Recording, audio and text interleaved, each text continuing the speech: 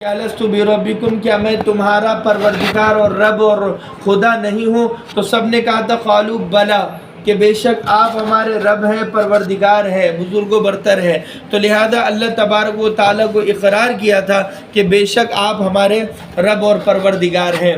तो वो सबसे पहला वादा मैंने भी किया, आपने भी किया।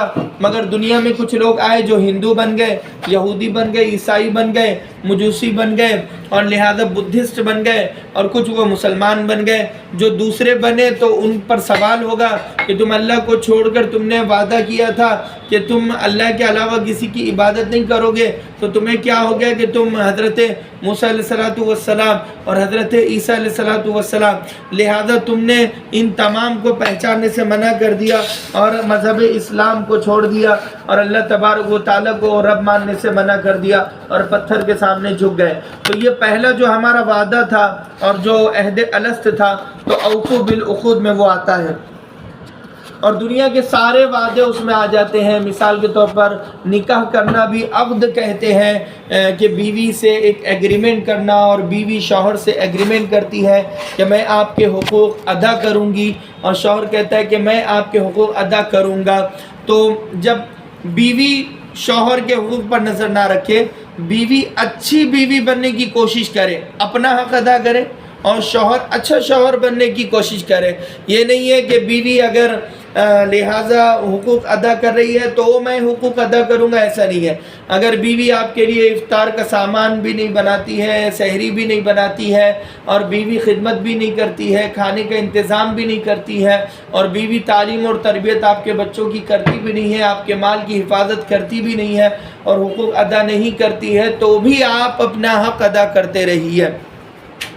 अल्लाह के नबी सल्लल्लाहु अलैहि वसल्लम ने फरमाया कि लिहाजा ये जो अहद व पैमान है, हर आदमी अपना हक़ अदा करते रहे। अल्लाह के नबी सल्लल्लाहु अलैहि वसल्लम अपना हक़ अदा करते और बदले में बीवी आपका हक़ अदा करती थी। आज के ज़माने में हुआ ये कि पहले तुम मेरा हक़ अदा करो, पहले तुम की जंग में। लिहाजा बहू कहती है कि सास अगर अच्छा सलूक और बर्ताव करेगी तो मैं भी तो सास को माँ समझूंगी। तो भाई पहले आप उस सास को माँ समझ लो, पहले आप अच्छे बन जाओ, पहले आप अच्छा बिहेवियर रखो, नरमी से बातचीत करो, फिर वो सास ऑटोमेटिक माँ बनेगी। आपको बहू से बेटी बनता हुआ देखेगी तो वो खुद भी सास से माँ बनने की कोशिश करेगी और बन जाएगी। तो लिहाजा हर आदमी को चाहिए कि पहले वो अपने आप को सुधारे, अपने आप की खुद इस्लाह करे, और सबसे ज़्यादा ज़रूरत इस्लाह की मुझे है। हम अपने बारे में ये सोचें कि मैं सबसे ज़्यादा गुनाहगार बंदी हूँ, सबसे ज़्यादा कमी और सबसे ज़्यादा इस्लाह की ज़रूरत मुझे है और किसी को नहीं है, और सबसे ज़्यादा गुनाहगार मैं ही हूँ। तो अपने आप की बार बार तजदीद करते रही है। फरमाया कि उहिल्लत लकुम बहीमतुल अनाम, अल्लाह तबारक व तआला ने चौपाए जो मवेशी हैं वो तुम्हारे लिए हलाल किए हैं, यानी उनका शिकार करना और उनको खाना। चौपाए कहते हैं चार पैरों पर, दो हाथ और दो पैर पर चलने वाले, जिसे उमूमन चार पैर ही कहते हैं। हालांकि वो दो हाथ होते हैं, दो पैर होते हैं उसमें जानवर के, लेकिन हदीस में तो वैसे जिक्र आया है। लेकिन आज के ज़माने में अगर किसी को कहेंगे कि भाई फुला जानवर के दो हाथ है, दो पैर है, तो वो उसे समझ में नहीं आएगा। लेकिन चौपाए कहते हैं चार पैर वाले।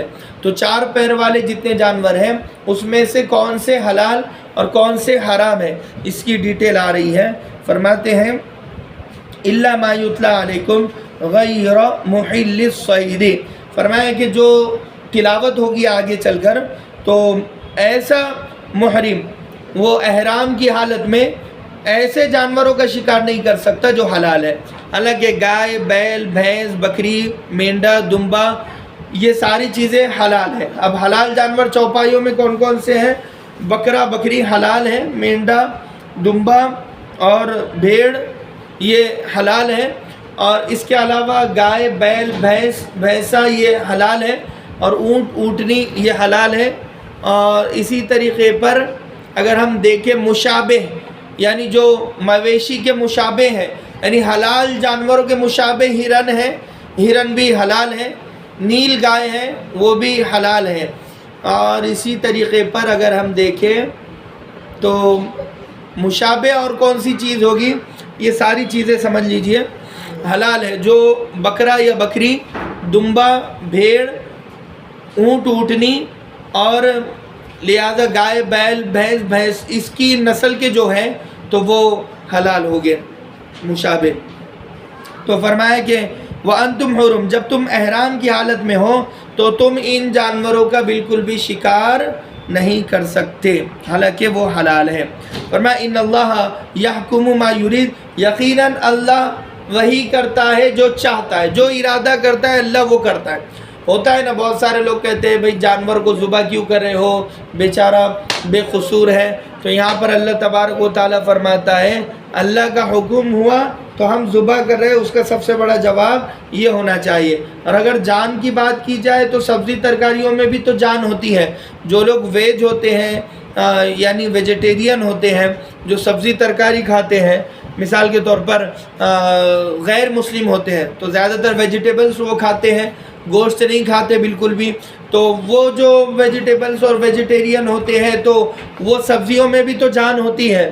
سائنس سے ثابت ہے اور قرآن سے بھی ثابت ہے. سورہ رحمان میں آگے آئے گا تو آپ کے سمجھ میں آئے گا. تو اگر جاندار کی بات کی جائے تو سبزیوں میں بھی جان ہوتی ہے، تو اس حساب سے پھر کوئی سبزی بھی نہیں کھا سکتا، ٹماٹر بھی نہیں کھا سکتا اور کوتمیر بھی نہیں کھا سکتا، اس کے علاوہ بہت ساری چیزیں نہیں کھا سکتا. تو ظالم تو بھئی آپ بھی ہے جو آپ ویجیٹیرین ہو، تو ویج میں بھی تو جان ہوتی ہے، نان ویج میں جیسے آپ کہہ رہے ہو جان ہوتی ہے، اور جو چوپائے ہیں مویشی ہے اس میں جان ہوتی ہے. تو ظاہر سی بات ہے بھئی اللہ کا حکم ہے، اس میں بحث نہیں کرنا، ہمیں کھانے کے لیے کہا ہم کھائیں گے، بات وہاں پر ختم ہو جاتی ہے. تو یہاں پر فرمایا کہ یا ایھا الذین آمنوا لا تحلوا شعائر اللہ، اے ایمان والو تم اللہ کی نشانیوں کی بے حرمتی نہ کرو.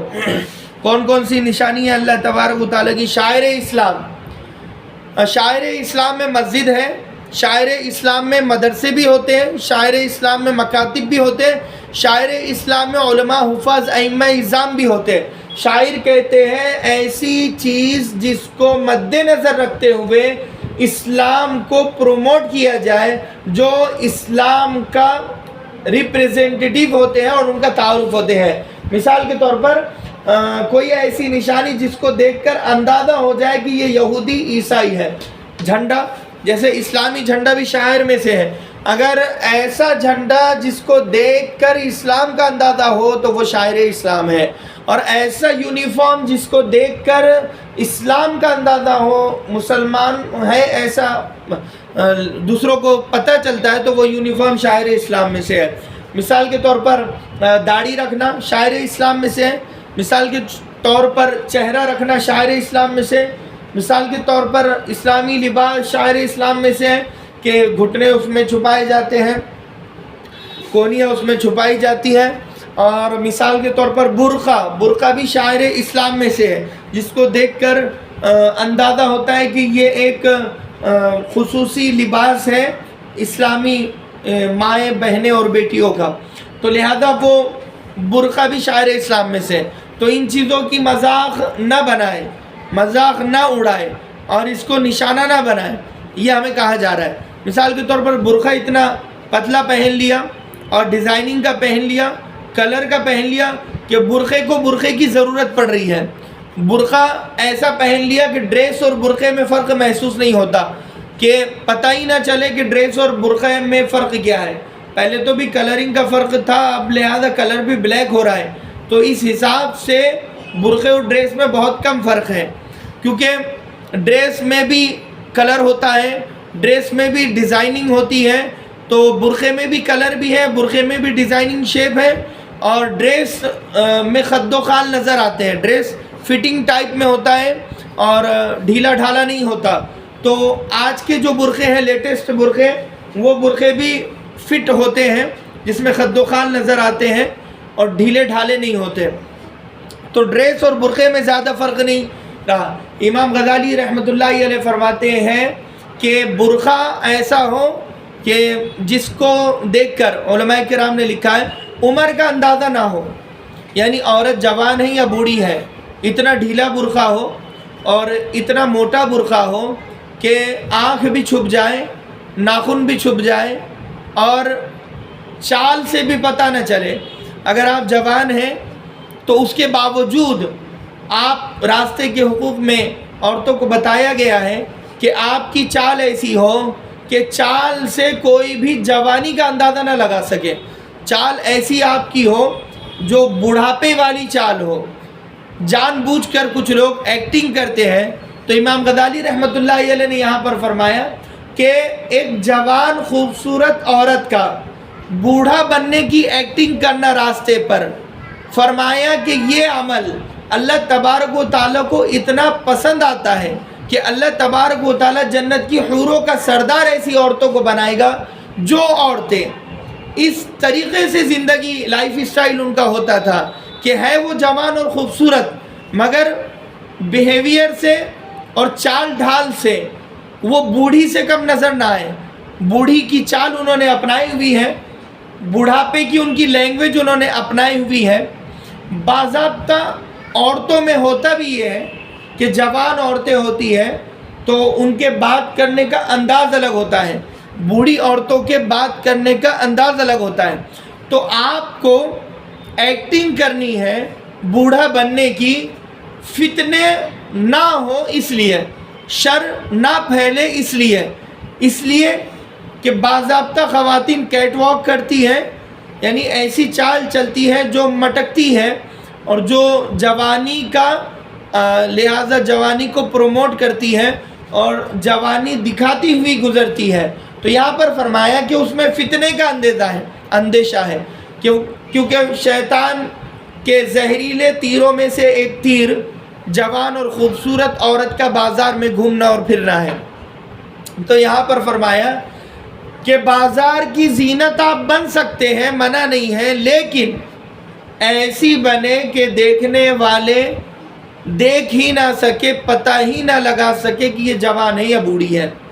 برقع ڈھیلا ہو، کلر میں نہ ہو، فیشن میں نہ ہو، ڈیزائننگ شیپ نہ ہو اور لہٰذا اس میں یعنی چھل چھلاوٹ نہ ہو. اس میں مثال کے طور پر آپ دھوپ میں نکل رہے ہیں تو برقعے کے جو نگ ہے، جو ڈائمنڈ ہے اور جو اس میں ڈیزائننگ ہے وہ چمک رہی ہے اور کسی اور پر اس کا عکس پڑ رہا ہے اور اس کا آئینے کی چھاپ پڑ رہی ہے، آئینے کا سایہ پڑ رہا ہے یا ایک مخصوص روشنی اس کے برقعے سے نکل رہی ہے اور وہ روشنی کسی غیر مرد پر پڑ جائے، کسی غیر کی دکان پر چلے جائے اور غیر آپ کو دیکھ لے، تو یہاں پر فرمایا کہ یہ شیطان کے زہریلے تیروں میں سے ایک بن چکی ہے.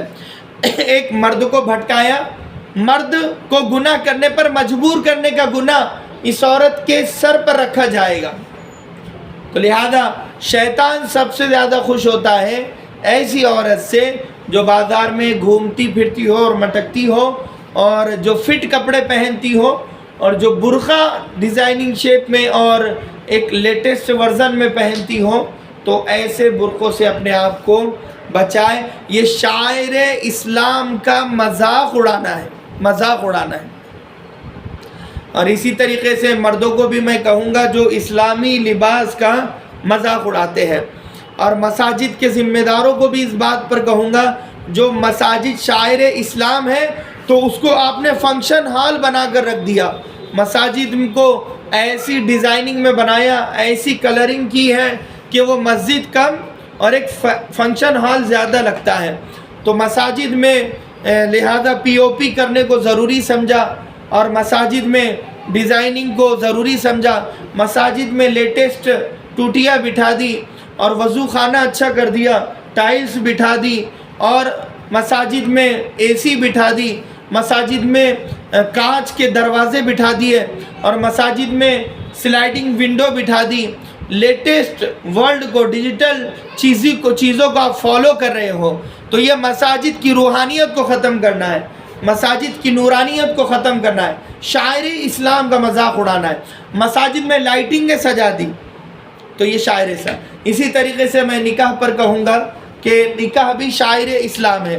دلہا بننا ایک بڑا اعزاز ہے. دلہا آپ بنے ہو لیکن ایسے بنے ہو جہیز لے کر بنے ہو. اور दूल्हा आप बने हो मगर ऐसे बने हो, गाड़ी ले ली, एसी ले ली, टीवी ले ली, फ्रिज ले लिया, वॉशिंग मशीन ले ली, अलमारी ले ली, और दूल्हे आप ऐसे बने हो कि चेहरा इस्लामी नहीं है। इस्लाम से नफ़रत आपको लगती है कि दाढ़ी आपने काट ली जबकि वो शायर इस्लाम है, और सर के बाल आपने सुन्नत तरीक़े पर नहीं रखे। अल्लाह के नबी सल्लल्लाहु अलैहि वसल्लम के सर के बाल रखने की 3 सुन्नत है। एक तो आप पूरा हलक करते थे यानी टखला किया करते थे, दूसरा कानों की लौ तक आपके बाल थे, तीसरा गर्दन तक आपके बाल थे। तो ये 3 सुन्नतें बाल रखने की, इसके अलावा कोई सुन्नत नहीं है। तो आज के नौजवान छोटे बड़े बाल रखते हैं, कटिंग करते हैं, तो वो गलत है, और दाढ़ी की सेटिंग भी करते हैं, वो भी गलत है। ये यहाँ तक के रिवायतों में है कि इस बच्चे दाढ़ी को काटना भी गलत है, जो लिहाजा होठ के नीचे छोटी सी दाढ़ी आती है उसको भी काटना गलत, उसके बालों को काटना गलत, यहाँ तक कि दाढ़ी की सेटिंग करना भी गलत है। तो ये शायर इस्लाम है, इससे भी हम इसका मजाक उड़ाने से अपने आप को बचाएं। तो यहाँ पर फरमाया कि एक लंबी तफसील है, तो ला तुहिल्लु शाइर अल्लाह, अल्लाह के शायर का मजाक ना उड़ाओ, वला शहर अल हराम, और शायर इस्लाम में से मखसूस महीने हैं जो इस्लाम की पहचान है, जैसे ज़िलक़ादा, ज़िलहिज्जा, मुहर्रम, रजब और रमज़ानुल मुबारक शायर इस्लाम। रमज़ान का कोई मजाक उड़ा रहे हैं, इसमें आपको रोज़ा रखना है, इसमें आपका इत्तिकाफ़ करना है, और इसमें आपको मुसलमानों के सामने तमाशा नहीं बनना।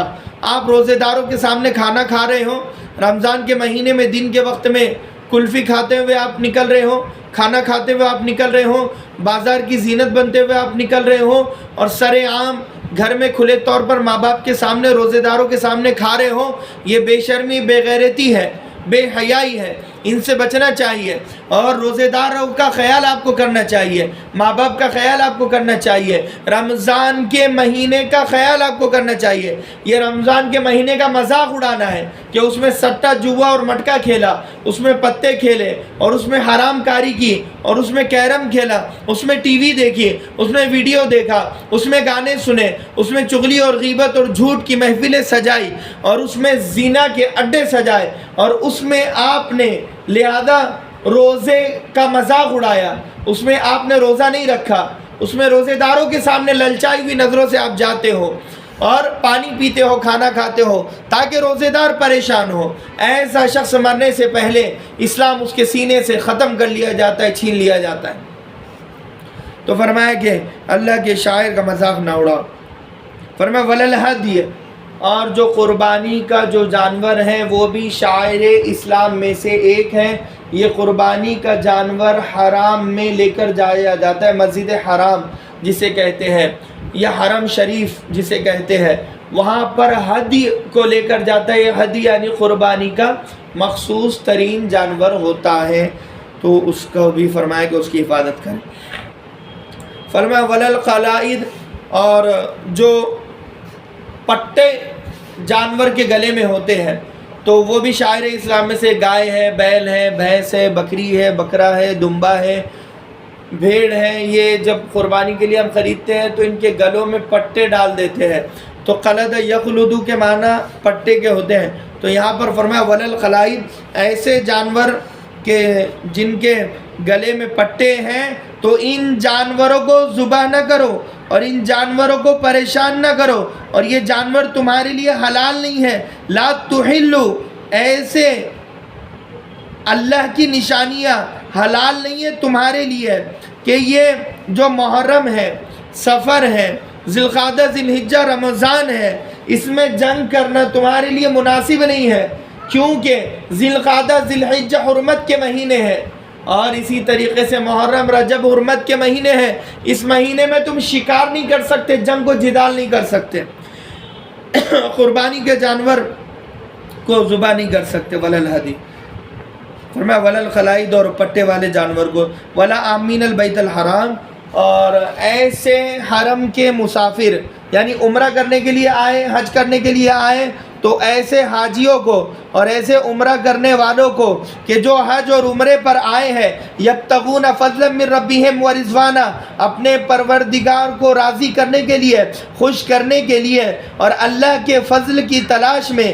اللہ کی رضا کی تلاش میں اپنے محلے سے، اپنے گھر سے وہ اٹھ کر مکۃ المکرمہ، مدینۃ المنورہ میں پناہ انہوں نے لی عمرہ کرنے کی نیت سے، حج کرنے کی نیت سے۔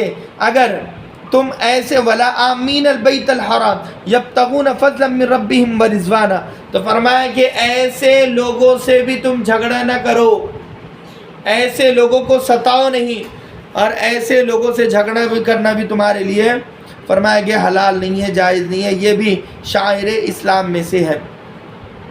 وَإِذَا حَلَلْتُمْ فَاصْطَادُوا، اور جب احرام کھول دو، اب احرام تم نے کھول دیا تو فرمایا فَاصْطَادُوا، تو اب تم شکار کر سکتے ہو۔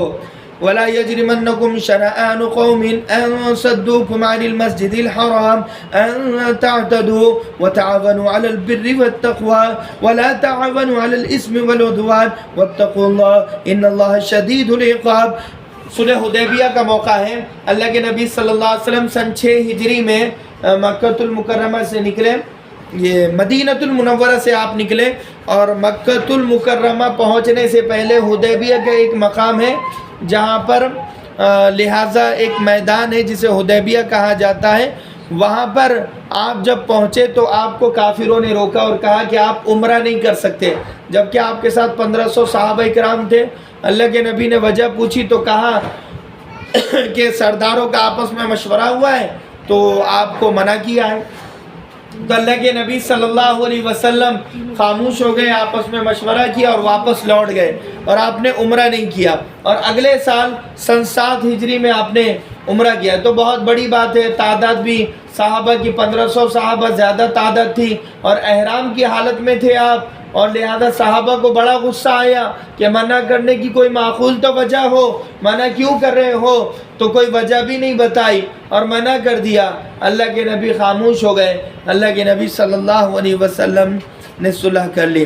تو یہاں پر فرمایا کہ وَلَا يَجْرِمَنَّكُمْ شَنَآنُ قَوْمٍ، اور کسی قوم کی دشمنی تمہیں اس بات پر آمادہ نہ کرے، أَن صَدُّوكُمْ عَنِ الْمَسْجِدِ الْحَرَامِ، کہ انہوں نے تمہیں مسجد حرام سے روکا، أَن تَعْتَدُوا، کہ تم بدلے میں ظالم بن جاؤ۔ اللہ تبارک و تعالیٰ یہاں پر کہہ رہا ہے جس طرح سن 6 ہجری میں ان دشمنوں نے تمہیں اور تمہارے صحابہ کو روکا، تو ایسے ہی صحابہ کو اللہ کہہ رہا ہے کہ تم ان کے جیسا مت کر لینا، بدلے کی آگ میں، ریونج میں اور مدد میں پتہ چلا کہ تم بھی انہیں حج اور عمرے سے روک رہے ہو۔ تو یہاں پر فرمایا جب یعنی بیت اللہ فتح ہو گیا، مکہ فتح ہو گیا، اب وہ جو کافر تھے، اب انہوں نے بہت ستایا اللہ کے نبی صلی اللہ علیہ وسلم کو، اور عمرہ بھی کرنے نہیں دیا تھا، تو اب یہ بدلہ لے سکتے تھے، تو قرآن نے روک دیا، کہا وَلَا يَجْرِمَنَّكُمْ شَنَآنُ قَوْمٍ، خبردار بدلہ مت لینا، یقیناً انہوں نے تمہارے اور تمہارے نبی کو روکا، عمرہ اور حج کرنے نہیں دیا، سن 6 ہجری میں انہوں نے یہ کیا تھا، مگر انہیں احساس ہے، تم بھی ایسے مت کر لینا، اگر تم ایسے